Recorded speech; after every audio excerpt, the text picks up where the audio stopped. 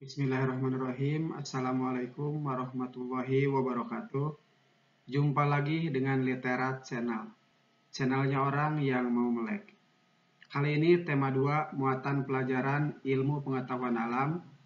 Topik yang akan kita bahas adalah tentang alat pernapasan manusia dan permasalahannya. Silahkan klik dulu subscribe, like, dan bunyikan lonceng. Berikut adalah organ pernapasan manusia. Penampang organ pernapasan manusia dapat kita lihat seperti ini. Ada rongga hidung, faring, laring, trakea, bronkus, lalu ada bronkiolus. Ini paru-paru kanan, paru-paru kiri, diafragma, dan rincian dari alveolus. Baik, kita mulai perjalanan udara ketika kita bernapas. Mula-mula udara masuk menuju rongga hidung melalui lubang hidung.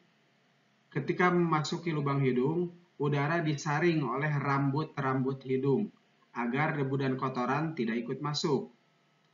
Lalu ketika udara berada di dalam rongga hidung, ada selaput lendir yang bertugas melembabkan suhu dari udara yang masuk itu agar sama dengan suhu di dalam tubuh.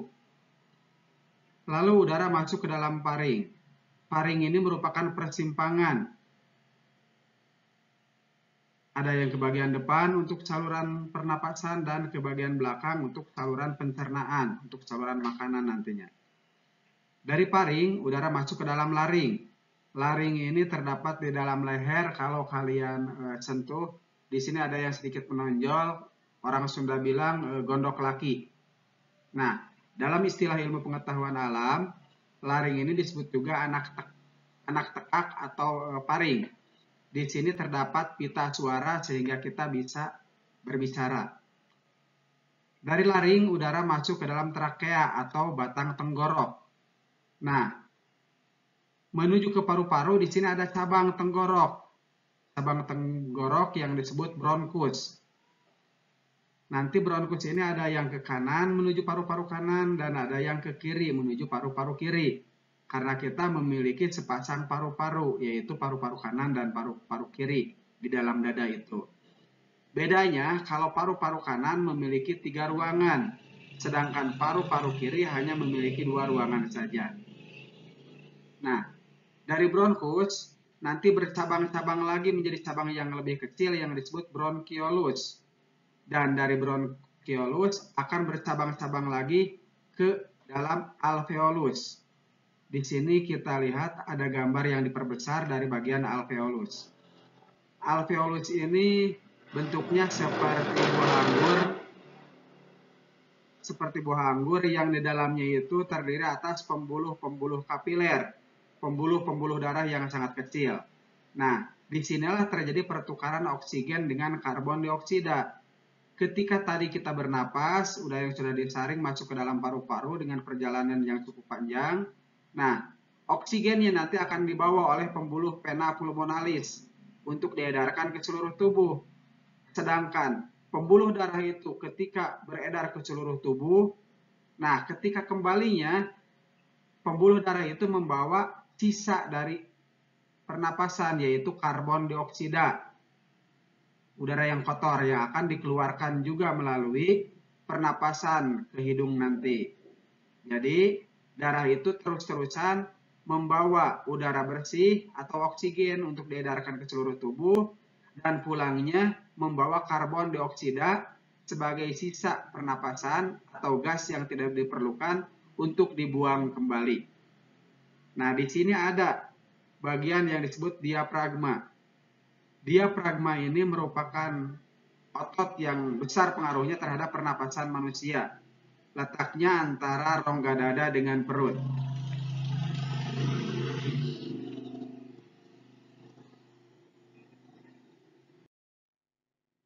Nah, ini yang tadi disebut dengan diafragma.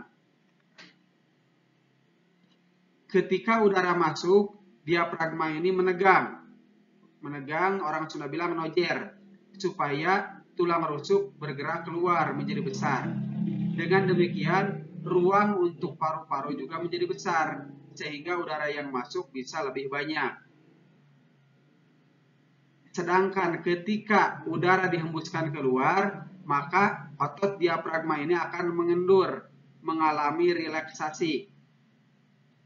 Ketika otot ini mengendur, maka tulang rusuk akan mengecil, dan akibatnya paru-paru juga akan sedikit menguncup, sehingga udara yang ada di dalam paru-paru terdorong keluar.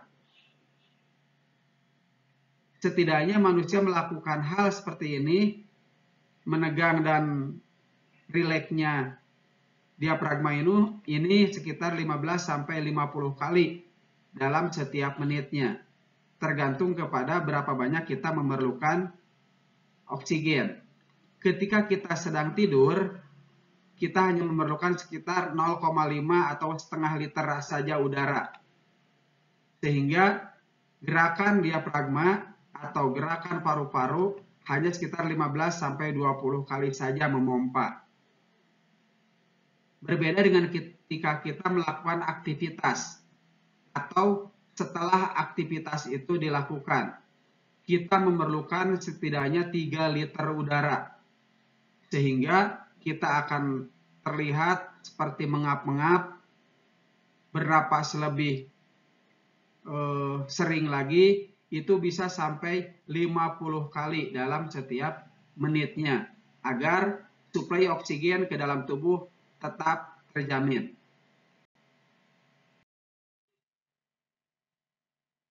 Selanjutnya, alat pernapasan itu merupakan alat. Yang namanya alat itu tentu saja ada ausnya, ada masa rusaknya. Untuk itu, kita kenali dulu gangguan apa saja yang terjadi pada organ pernapasan. Nanti kita akan bahas tentang bagaimana caranya agar organ pernapasan kita bisa lebih awet. Berikut gangguan pada organ pernapasan. Pertama, faktor fisik. Jadi, alat atau organ pernapasan itu sendiri yang sudah mengalami gangguan. Misalnya kelainan dari mulai lahir, sejak lahir, terutama pada bayi prematur. Bayi prematur itu bayi yang terlahir sebelum waktunya. Harusnya idealnya bayi itu dikandung selama 9 bulan 10 hari. Tapi ini baru 8 bulan atau 7 bulan sudah lahir misalnya.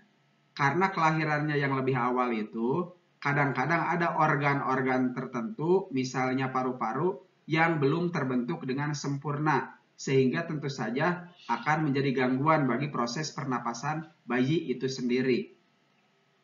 Faktor gangguan berikutnya adalah faktor penyakit.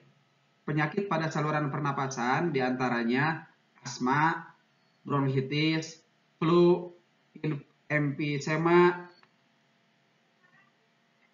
kanker paru-paru, dan banyak lagi. Dan gangguan pernapasan ketiga yang tidak bisa kita remehkan juga adalah faktor lingkungan. Di antaranya adanya polusi udara atau oksigen yang menipis. Suatu contoh, ketika kita berada di tempat terbuka dalam keadaan panas, kita akan merasa kegerahan. Berbeda dengan ketika kita berada di bawah pohon, kita akan merasa sejuk. Kenapa? Karena di bawah pohon suplai oksigen cukup banyak dihasilkan oleh pohon-pohon tersebut ketika melakukan fotosintesis. Polusi udara yang berkepanjangan juga tidak baik. Polusi ini bisa saja berasal dari asap kendaraan bermotor. Jadi jangan sekali-kali orang tua kamu memanaskan mesin kendaraan di ruangan misalnya. Apalagi di daerah-daerah tertentu yang merupakan kawasan industri. Tentu saja polusi udara akibat dari cerobong pabrik akan lebih banyak lagi. Sehingga kita akan merasa lebih sejuk, lebih nyaman berada di daerah pegunungan daripada di perkotaan. Itu faktor-faktor yang dapat menyebabkan gangguan pada pernapasan kita. Berikut beberapa penyakit yang bisa mengganggu organ pernapasan kita. Yang pertama, emfisema. Emfisema ini terjadi karena adanya pembengkakan pada pembuluh darah di dalam paru-paru. Kenapa terjadi pembengkakan pembuluh darah? Karena pembuluh darah itu kemasukan udara. Harusnya udara ketika masuk itu di alveolus ditukarkan. Karbon dioksida dibuang dan oksigen diedarkan. Tapi di sini pembuluh darahnya juga mengalami kemasukan udara. Bukan hanya oksigennya saja. Dan ini bisa mengakibatkan bengkak. Pembengkakan ini dinamakan emfisema. Jika sudah seperti ini, tentu saja ini bagian dunia kedokteran untuk menanganinya. Lanjut ke asma. Asma atau kalau dalam istilah daerah disebutnya bengek atau mengi, merupakan penyumbatan saluran pernapasan. Jadi bernapasan itu lebih sulit, ngek. Ini biasanya diakibatkan oleh adanya alergi. Bisa alergi debu, alergi bulu, atau perubahan cuaca. Misalnya ada orang tertentu yang ketika melihat kucing, misalnya walaupun masih jauh, dia itu jadi sulit bernapas. Nah itu trauma karena adanya alergi. Atau perubahan cuaca, misalnya ketika berkemah, menjelang subuh, udara sangat dingin, dan orang yang mengalami penyakit asma itu merasa kesulitan untuk bernapas. Lanjut ke influenza atau flu. Ini gejala yang sering dialami oleh manusia, namun yang namanya penyakit tentu saja tidak boleh dianggap enteng.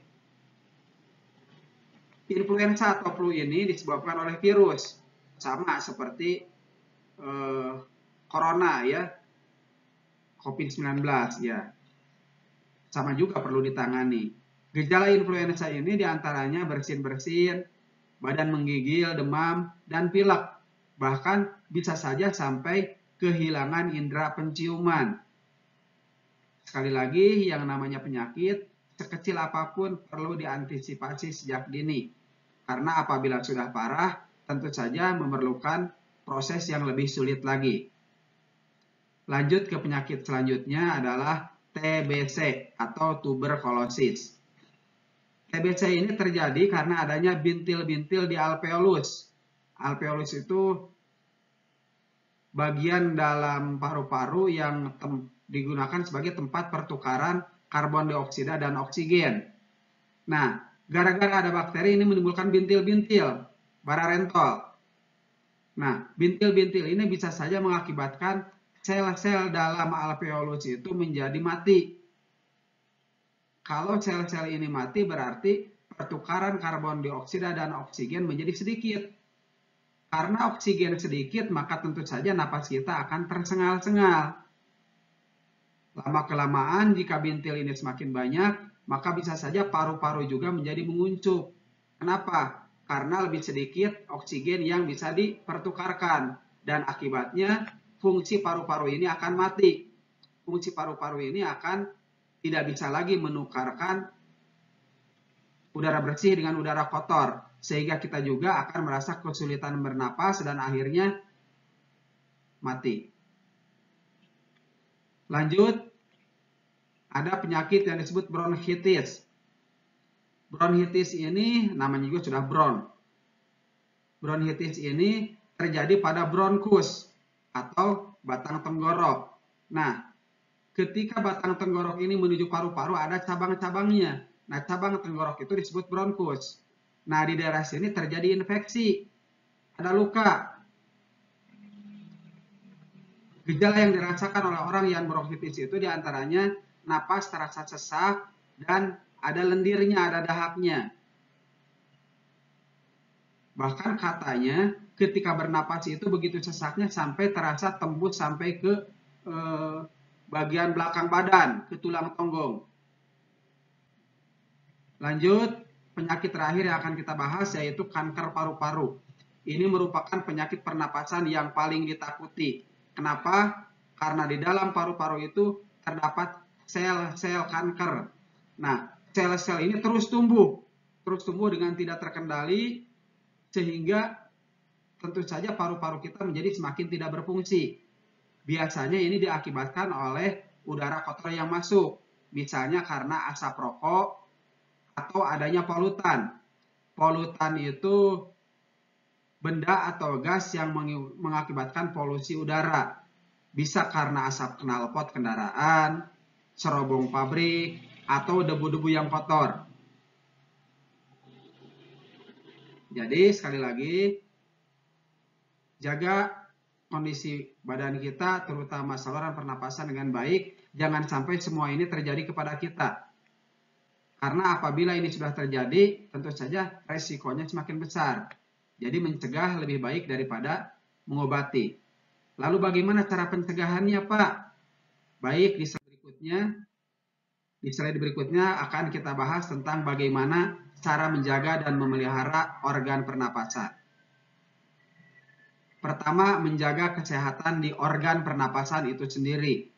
Tadi sudah kita katakan bahwa organ pernapasan manusia itu mulai dari rongga hidung, menuju ke paring, laring, bronkus, bronkiolus, sampai ke alveolus.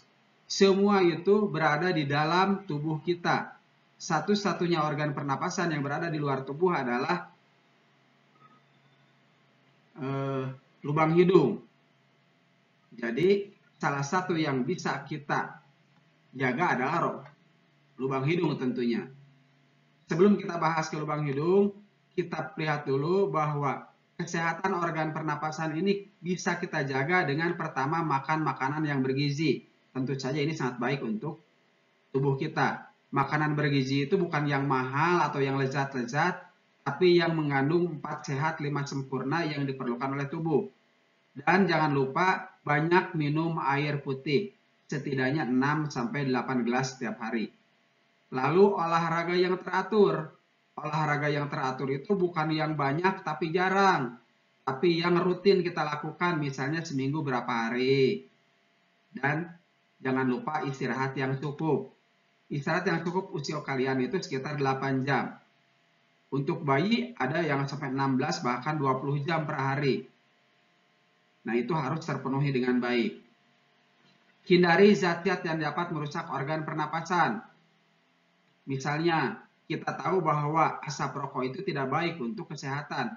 Hindari merokok dan hindari juga orang yang sedang merokok. Karena asap dari rokok itu tidak hanya diserap oleh perokok saja, tapi juga orang-orang yang berada di lingkungannya, yang biasanya disebut perokok pasif. Itu sama berbahayanya. Lalu hindari juga minuman beralkohol. Kurangi makanan dan minuman dingin. Kenapa harus mengurangi makanan dan minuman dingin? Karena setiap udara, setiap makanan yang masuk ke dalam tubuh itu harus dinormalkan dulu suhunya. Disesuaikan dulu dengan suhu tubuh kita. Apa yang terjadi kalau tubuh kita terus-terusan mendapatkan suplai minuman dingin atau makanan dingin? Tentu saja tubuh kita akan merasa kerepotan dan bisa saja menjadi kedodoran. Sehingga berbahaya juga untuk organ-organ dalam tubuh kita. Dan jangan lupa hindari konsumsi gula yang berlebihan. Memang betul, ketika makanan masuk ke dalam tubuh kita, maka makanan itu akan dirubah menjadi zat gula. Tapi apabila gulanya berlebihan, itu bisa saja mengakibatkan penyakit-penyakit yang lumayan rumit. Salah satunya adalah diabetes, penyakit kencing manis. Lanjut ke merawat organ pernapasan. Tadi sudah dikatakan bahwa organ pernapasan yang paling bisa kita sentuh adalah rongga hidung. Karena organ pernapasan lainnya berada di dalam tubuh. Bersihkan rongga hidung ini, lubang-lubang hidungnya. Jika perlu bagi mereka yang rambut-rambut hidungnya sudah terlalu panjang, itu bisa dirapihkan. Muslim tentu saja sangat rutin dalam menjaga rongga hidung. Kenapa? Karena setidaknya kita 5 kali dalam sehari berwudu. Dan salah satu kegiatan yang kita lakukan dalam berwudu adalah dengan membersihkan rongga hidung. Jadi itu sangat bagus. Baik dari segi agama maupun dari segi kesehatan di dunia. Kita lanjutkan. Jika perlu, kontrol ke dokter secara berkala. Kita bisa melakukan general check, mengecek seluruh badan kita kalau ada kelainan. Walaupun ini sangat jarang dilakukan karena tentu saja memerlukan biaya yang tidak sedikit juga. Lanjut, menjaga kesehatan lingkungan. Kenapa lingkungan harus dijaga kesehatannya? Karena lingkungan adalah salah satu faktor yang bisa menyebabkan gangguan pada organ pernapasan kita. Pertama, ketika kita berada di suatu ruangan, pastikan ruangan itu memiliki ventilasi yang cukup. Misalnya di rumah atau di kelas. Ventilasi ini lubang untuk masuknya udara dan keluarnya udara kotor. Ya, misalnya jendela. Kalau jendelanya tidak bisa dibuka, biasanya di atas jendela itu ada lubang. Ada lubang untuk keluar masuk udara yang disebut buklih atau loster. Selanjutnya, hindari debu yang berterbangan. Misalnya kita terpaksa harus berjalan lewat jalan raya yang banyak debunya, gunakan masker. Masker itu berguna untuk melindungi saluran pernapasan kita, bukan hanya ketika masa pandemi seperti sekarang ini saja. Lakukan penghijauan, menanam pepohonan di halaman rumah, di halaman sekolah, atau dimanapun tempat kita bisa menanam pohon. Jika kebetulan pohonnya itu, tanah-tanahnya itu, halamannya itu tertutup oleh aspal atau semen atau dikeraskan sehingga tidak bisa ditanami, kalian bisa menanamnya di pot atau di polybag. Pilih tumbuhan yang banyak daunnya karena pada daun itulah terjadi proses fotosintesis. Terakhir, hindari ruangan yang lembab.